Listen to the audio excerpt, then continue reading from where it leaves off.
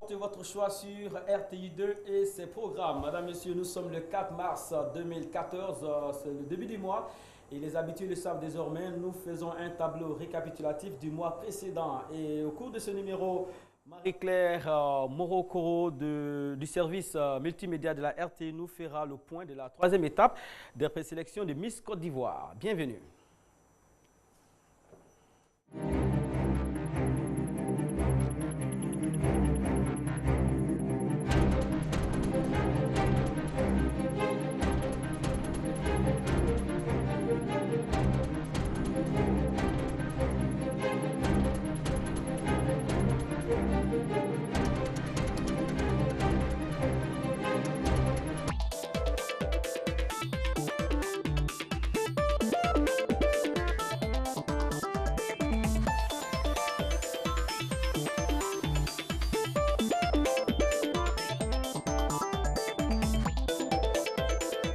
En mars, on garde le contact. Notre mission est de faire prospérer l'afro-optimisme en mettant en avant les qualités de l'Afrique et celles de ses hommes. Il faut que les jeunes puissent s'appuyer sur nos valeurs culturelles, nos valeurs traditionnelles qui sont là pour créer les entreprises. En ce mois de mars 2014, Seydina Chérif Ahmed, Ismaël Diop, Patrick Ndiakan, Bidefer et toute l'équipe répondront comme toujours à votre appel. En exclusivité, les échos du Massa 2014 et le bol d'air proposé par Bidefer. Les droits des copies privées, quand vous signez ça, ça veut dire quoi? Tout support audiovisuel qui entre en Côte d'Ivoire, il y a un pourcentage qui revient aux artistes. Réagissez en direct. Bienvenue donc, madame, monsieur. Vous avez enfin la parole, comme le dit la réclame. Vous aurez le choix entre le sujet suivant. La langue maternelle est-elle un outil de développement si elle n'est pas négligée? Ou encore, est-ce que vous êtes d'accord qu'il s'agit d'un face-à-face entre l'écrit et l'oralité? Ou est-ce que vous pensez qu'il s'agit d'une complémentarité? Le 22 42 54 sera ouvert. Vous pourrez réagir à tout moment. Et aussi sur Facebook, vos réactions seront relayées ici par l'équipe tout entière. Patrick étant légèrement en pause, on profite pour lui souhaiter prompt rétablissement. Et le lundi, c'est promis, Patrick Ndiakan sera parmi nous. Seydina Chérif Ahmed, vous êtes le président de l'Institut des civilisations noires. Votre credo, c'est la défense de l'Afrique et ses valeurs. Vous êtes avec nous sur ce programme quotidiennement. Depuis hier, on a commencé à parcourir les temps forts du mois de février 2014. Ça va déjà? Oui, ça va très bien. Très bien. Jusqu'ici, pas de contradiction par rapport aux positions jugées parfois radicales. Non, c'est la vérité qui est radicale. Sinon, ce n'est pas Seydina lui-même qui est radical. Comme on a décidé de désaliéner les uns les autres, même nous-mêmes, donc on est obligé de puiser dans le fond la vérité et puis la dire à tout le monde. D'accord. Et la vérité, elle sera dite ici. Soyez rassurés, vous pourrez réagir à tout moment, 22 42 54 pour ceux qui sont en Côte d'Ivoire. Vous précéderez ce numéro du plus 225 si vous nous appelez de l'extérieur de la Côte d'Ivoire. Sans oublier le profil Facebook Ismaël Diop il a essayé de défier Seydina hier dans la tenue vestimentaire. Ismaël, vous êtes revenu à vos habitudes. Oui. C'est juste pour dire que de temps en temps, je me mets en tenue traditionnelle. Et c'est pour défier un peu le chef de village, comme on l'appelle ici. Non, bon. Il faut reconnaître que c'était colonisé. Oui, je suis d'accord. Et là, aujourd'hui, Seydina, vous êtes dans quelle tenue? Vous pouvez nous la décrire? Je suis en pays de Gon. Voilà, donc je suis dans Diop, vas-y. C'est mon élève. Les amis Bogolan. La matière, c'est quoi? Bon, c'est du pain tissé, c'est le pain tissé comme d'habitude. Vous savez, en Afrique, partout en Afrique, c'est le pain tissé qui est vraiment l'originalité. Voilà. On sait qu'il y a le basin aujourd'hui qui est fait en Allemagne, mais qui a été dompté par les Africains. Il y a les pains aussi, bon, excusez-moi de la publicité, qui est fait en Hollande, mais qui a été dompté aussi par les Africains. Et ça c'était à la mode un moment. Ça, c'est fait avec la peinture naturelle, c'est-à-dire la terre, des plantes, des écorces d'arbres qu'on utilise pour faire les designs du Bogolan. Et ça ne déteint pas? Non, ça ne déteint pas. mon bout va mourir avec sa couleur. Et aussi, des partenaires seront sur ce programme pour parler d'activité. Le docteur Gabriel sera là, il est agrothérapeute, il nous parlera des journées portes ouvertes sur les aliments biologiques. Il s'agit d'aliments 3 fois bio. Voilà, il sera là. On aura le détail tout de suite. Madame, Messieurs, l'émission est réalisée et mise en onde par Fatou Koulibaly. Avec elle, une grande équipe de télévision là-haut. On vous souhaite une excellente journée, c'est la pause. En tout cas, on peut profiter pour donner de la voix ici, donner des opinions via téléphone, smartphone ou encore ordinateur. La première rubrique concerne les brèves et à tout de suite.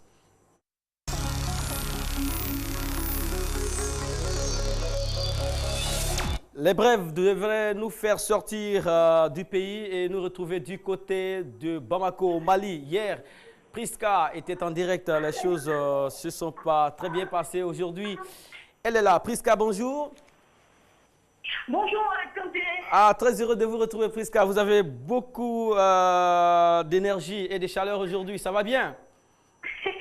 Oui, ça va parce que voilà, hier j'attendais ça et malheureusement les dieux de la télécommunication n'étaient pas avec nous.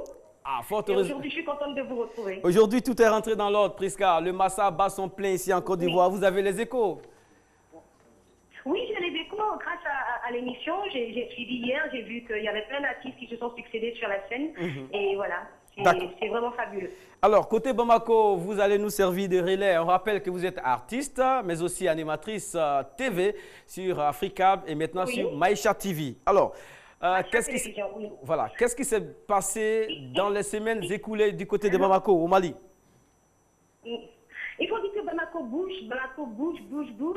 Et puis, voilà, comme il y a longtemps qu'on ne s'est pas eu, on va reprendre les choses à partir du 14 février. Oui, 14 février. Ici à Bamako. On a eu des grands noms comme Salif Keïta et Betika. Oui, Salif Keïta qui, 14 février, donne un spectacle au Mofou. Le Mofou, c'est son club à lui. Donc, c'est comme une institution désormais. Hein. Donc, il n'a pas failli à la règle encore cette année. Il a chanté pour tous ses fans, pour tous ceux qui aiment l'amour, parce que comme on le sait, c'est un monsieur qui chante beaucoup l'amour. Donc, le 14 février, il était en spectacle chez lui au Mofou, ici du côté de Bamako. Alors, et le même 14 février... Oui, c'était le jour de la Saint-Valentin, 14 février. Notre Betika nationale était aussi là-bas, au Mali. Justement, Betika était là. Betika a joué au Stade de France, le Stade de France qui reçoit beaucoup d'artistes ivoiriens. Voilà, puisque c'est un établissement ivoirien. Donc, Betika était au Stade de France. Et c'était sa première fois d'arriver à Bamako, mais elle a été agréablement surprise parce que tout le monde l'attendait. Et tout le monde a chanté avec elle. C'était pas un spectacle, c'était comme une chorale, quoi, parce que tout le monde connaissait ses chansons, de Fatalo à Lucie Pardon, passant par ses nouveaux tubes. C'était vraiment, c'était tout simplement beau. C'était une messe à l'amour, quoi. On apprécie la photo que Fatou nous a envoyée, vous et Betika, très bien habillés. On dirait des sœurs, hein? Oui. Et... On était en rouge-noir, c'est la couleur de la Saint-Valentin. Ah, super. D'accord. Et aussi, il y avait de la comédie au programme à Bamako, au Mali aussi. À Galawal et Abbas était au cinéma Babemba. Voilà. Babemba. Voilà, donc le 14 février, on n'a pas fait que danser ni chanter, on a aussi ri. Donc voilà, ces deux ambassadeurs du rire ivoirien étaient ici à Bamako, du côté du Babemba, du cinéma Babemba, et la salle était archi comble, il y avait du monde, elle était pleine à craquer parce qu'on adore rire ici du côté de Bamako. On a vraiment aimé et le 14 février de cette année, on avait l'embarras du choix parce qu'il y avait beaucoup d'événements.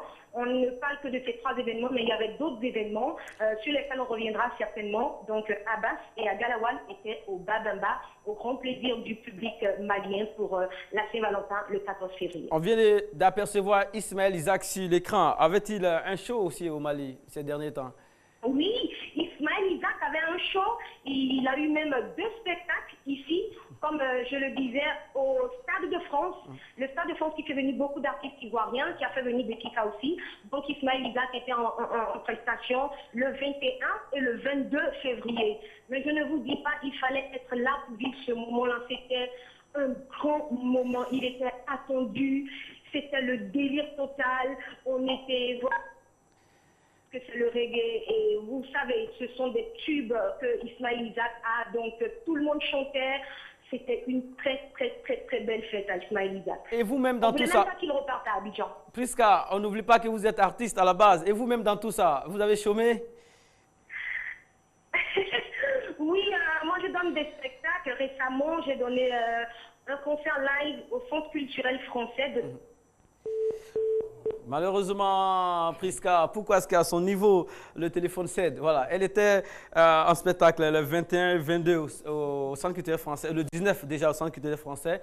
Elle bouge, hein, elle nous représente, ivoirienne, et aujourd'hui, véritable people, véritable star du petit écran au Mali, à Bamako. Chapeau à vous, Prisca. On garde le contact, continue cette fois avec ces échos du Massa. Bien avant de parler du Massa, un ou deux mots. Diop, voici une Ivoirienne qui se déporte à l'autre côté de la frontière et qui est adulée et qui s'en sort, qui développe son art. C'est votre idée de l'Afrique, c'est votre Afrique que vous rêvez, ça? Oui, oui. Normalement, comme je disais, en Afrique, il ne doit pas avoir de frontières. C'est-à-dire qu'un Ivoirien peut être au Mali et s'en sortir, un Malien peut être en Côte d'Ivoire s'en sortir. Et c'est ce qui va nous permettre, par exemple, de ne pas pouvoir monter dans des pirogues pour aller à l'aventure. Voilà. J'ai vu une image sur Facebook, au lieu de Tintin au Congo, on dit le Congo va chez Tintin. Alors, si vous voyez les gars sur la pirogue, en tout cas, on dit que Tintin nous attend là-bas, on arrive. Ce que je voulais ajouter, c'est-à-dire que je souhaiterais que les gouvernants puissent suivre l'exemple des artistes. C'est ce qu'on appelle la coopération sud-sud. Oui. Voilà, c'est-à-dire que voilà, des Ivoiriens qui vont égayer des Maliens ou ils gagnent leur vie tranquillement. On a vu Zongo ici, il gagne sa vie tranquillement, Tikendia, tout le monde. Ouais, donc ces coopérations doivent exister. Ça existe déjà entre les artistes. Je pense que si les gouvernants suivent les artistes, bon, l'Afrique pourra pourront d'abord éviter les chantages venant d'ailleurs par rapport souvent à l'instauration de certains trucs qui ne sont pas notre culture. Donc je pense que les gouvernants ont beaucoup à gagner en suivant l'exemple des artistes. Et puis, bon, il y a aussi le comportement des Africains quand on est en dehors de nos pays respectifs. En réalité, on est unis. Donc, quand on parle du Stade de France qui appartient à un jeune Ivoirien qui s'appelle Eric Calcio, tous les Ivoiriens, les Camerounais, en fait, toutes les communautés étrangères se retrouvent chez ce monsieur pour quand même vivre... Ça serait intéressant. Voilà, pour vivre l'union de l'Afrique, en fait. Qui change le nom de son... Attention, c'est... Ah, les Africains au Stade de France. Ah, c'est déjà pas mal, ça. Au stade de Côte d'Ivoire, mais au stade de... J'aimerais un jour avoir des t-shirts quand même où c'est écrit Dabou. Non, il avait un autre espace qui s'appelait Espace Figaro, mais après... Le mélange. C'est juste... On va pas... Mohamed, il faut qu'on s'assume. Il faut qu'on s'assume. Il faut qu'on dépose notre identité. Déjà, quand on dit Stade de France, quand on dit Stade de France que ça appartient à l'Ivoirien, il faut chercher pour savoir que ça appartient à l'Ivoirien. Pourtant, si on dit Stade de Côte d'Ivoire ou Stade de Yamoussoukro, je sais tout de suite que c'est pour un Ivoirien, peut-être. Je pense que c'est juste pour marquer les gens parce que ça existait déjà à Yopougon, je pense. Voilà. Même depuis Yopougon ici, quand même, ça passe. Bref, Seydina. Bref, madame, messieurs, on vous l'a promis dans seulement quelques instants. Le compte-rendu de la troisième étape des présélections de Miss Côte d'Ivoire 2014, c'était à Gagnoa, dans la région du Go, dans le centre-ouest. C'était le samedi 1er mars. En tout cas, Marie-Claire Morocco est avec nous. Elle aura l'occasion de vous donner les résultats, l'ambiance sur place, mais aussi vous allez revoir les visages des élus dans cette région-là. Mais avant cela, le Massa bat son plein. On s'est intéressé à des troupes étrangères ici en Côte d'Ivoire. C'est vraiment intéressant de les suivre. Je pense que le Massa mérite d'être vécu.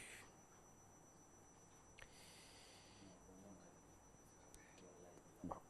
Nous ne sommes pas prêts. Côté Magnéto, bon, le Massa, ça se passe très bien déjà. Vous avez déjà une troupe là-bas, le Tien Terreband qui joue sur le Massa off. Bien sûr, on est sur le Massa off.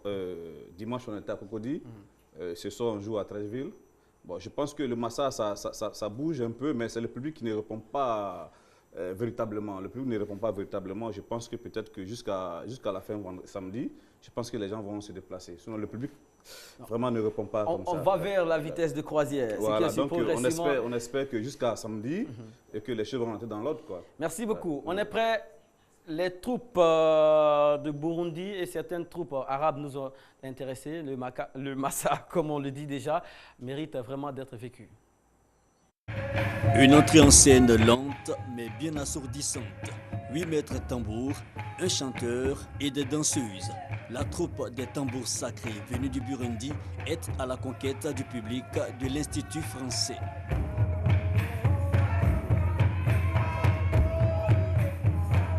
Prestation en plusieurs phases, tonicité des frappes et dextérité des jambes.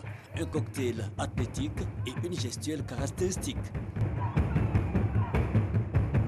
C'est le bravoure. Et puis, pour le geste des femmes, c'est la vie d'une femme burundaise. Pourquoi pas africaine? Parce que parfois, il y a des gestes communs. La vie est commune, mais la femme est au centre d'intérêt. Les tambours du Burundi. Et non loin de là, le Ribab Fusion, cette troupe venue du Maroc, effectue ses essais. Nous sommes au Palais de la Culture à Trècheville. Cette artiste chanteuse malienne, avant son passage dans quelques jours sur scène, s'imprègne déjà de l'ambiance. J'aime la musique et j'aime découvrir d'autres rythmes, d'autres musiques, voilà. Donc raison pour laquelle je suis là aujourd'hui, pour regarder les autres et voilà. Le show peut donc commencer. Et particularité du Ribab Fusion, la mise en exergue du Ribab. Un instrument à une corde aux origines berbères du sud du Maroc.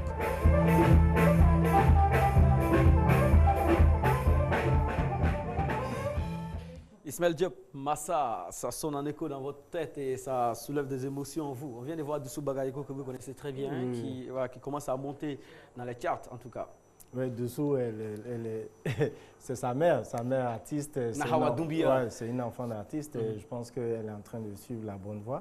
Il y a les tambours du Burundi que j'ai vu, que j'ai connu à Alger pendant le Panafricain des Arts en 2009, qui est un groupe super, qui soulève toujours les foules.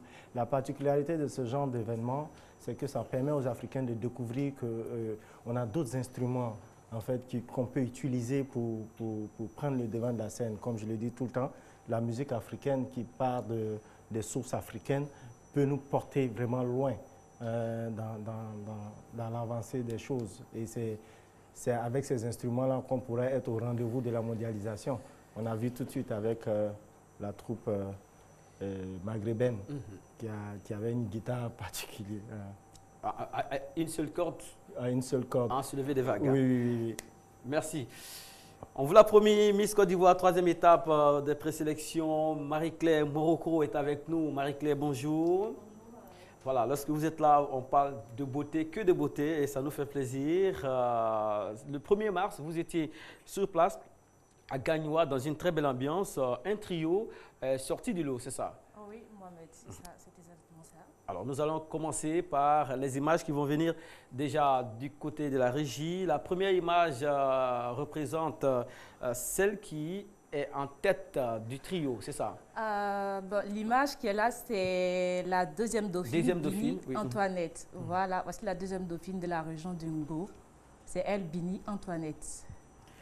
Et l'image suivante, il est à rappeler que Miss, dans la présélection, le trio est qualifié pour l'édition de l'année en cours, c'est ça? Pas le trio, c'est la Miss et la première dauphine qui sont qualifiées pour la finale en juin prochain. Et là, voici l'image de la première dauphine de la région de Ngo, Deni Mira. Voilà, c'est elle, la première dauphine de la région de Ngo, notamment Gagnoa. Donc qualifiée alors? Elle est qualifiée. Et alors, enfin, on aura la Miss tout de suite? Voilà, la Miss, voilà. Voici celle-là qui est revenue l'honneur. Voici la Miss de la région de Ngo. Elle s'appelle Mademoiselle Esther Hua. Elle a 21 ans et elle est étudiante. Il faut rappeler que la ville de Gagnoa marque fortement le comité d'organisation de Miss Côte d'Ivoire parce que 3 Miss ont été issues de la ville, sinon de la région, c'est ça? Oui, effectivement, ce sont les Miss Côte d'Ivoire de 2004, Tania Kessier. La Miss Côte d'Ivoire de 2006, Aliment Diomondé, et celle de 2011, Betty Quadio. Alors, voilà. Quelques impressions de cette Miss cette année-là pour les présélections. Va-t-elle suivre les traces des 3 précédentes Miss? Effectivement, c'est l'ambition de Mademoiselle Esther Hua qui dit que ce n'est pas une pression supplémentaire pour elle, qu'elle espère tout simplement mener à bien la mission que lui a confiée la ville de Gagnoa, c'est-à-dire devenir Miss Côte d'Ivoire 2014. Voilà. La semaine dernière, vous étiez là, vous avez parlé des présélections d'une autre région. On pourra rappeler le nom et aussi la date. La présélection prochaine? Non, la semaine dernière. Bah, nous avons parlé de la présélection de Paris, c'est ça? D'accord.